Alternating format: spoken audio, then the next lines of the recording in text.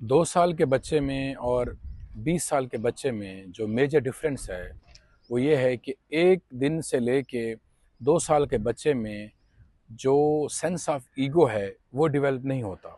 इसलिए उसके पास ना कोई कंपटीशन होता है, ना कंपैरिजन, ना जेलसी, ना ग्रीड, ना अटैचमेंट, ना सफरिंग, ना डिज़ायर।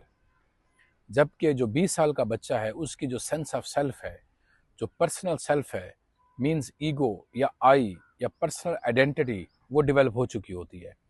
इसलिए उस बच्चे में कंपटीशन का जज्बा होता है, कंपैरिजन का, और उसमें सेंस ऑफ जेलसी होती है, इसी तरह ग्रीड उसमें होती है, डिज़ायर होती है, अटैचमेंट होती है। यानी ईगो डेवलपमेंट हो चुकी होती है 20 साल के बच्चे की। तो इसलिए वो अपने इर्द गिर्द जिस भी चीज़ से इंटरेक्ट करता है उसमें ईगो का फिल्टर होता है। जबकि जो 2 साल का बच्चा है उसकी इंटरेक्शन अपनी इन्वायरमेंट में जो होती है without the filter of ego होती है।